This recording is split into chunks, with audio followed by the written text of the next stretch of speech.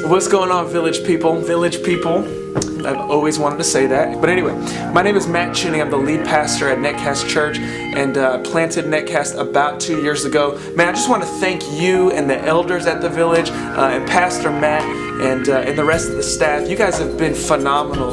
Over the last couple months, you guys have really poured into us, poured into myself, really come alongside of me to just encourage me and invest in us. It's very obvious that you guys have a heart for the Northeast area, and we can't be more happy. We couldn't be more just thrilled to get to know you and to partner with you guys and to just allow you to continue to invest in us like you have. So I want to say thank you, but I also want to just share some things about how God has used your ministry in the life of our ministry and some of the things that we're seeing, because outside of churches like you, what God is doing in us is impossible, right? Because He's constantly using men of God, women of God, and other churches in the kingdom of God to really help establish these new churches that are being birthed in the Northeast. So thank you guys, and here's what's going on. What is now probably the 10th largest metropolitan area in the United States, which is full of college students and full of global influence, has almost no gospel proclamation whatsoever. That said, when Beth and I decided that we were really being called to uproot ourselves and to move with our 4 children to plant Netcast Church, we really understood that there was no way that this thing was going to get off the ground unless Jesus stepped in and did an absolute miracle. Over the last 2 years, God has begun a movement here that really in this area of the United States hasn't been seen in probably a few hundred years. Just this past year, we baptized 70 people in one service, and we're growing like crazy.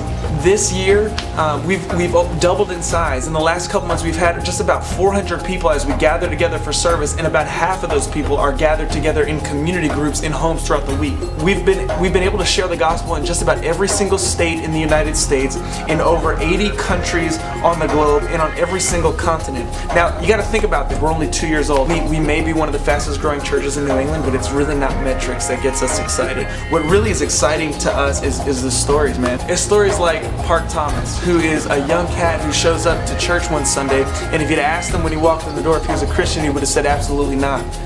But he says the second the music began to play, God broke him immediately, and He saves him. It's stories like Adriana, whose fiance was murdered while she was pregnant. And so somebody invites her to church about 1.5 to 2 years later. And the second the scriptures were opened and read, she couldn't stop weeping. We baptized her last year. It's those stories. It's the stories of people being molded into the image of Jesus. So forget all the numbers, forget all the statistics. It's stories. So look, we're young. We're 2 years old. We're a church plant. We're new.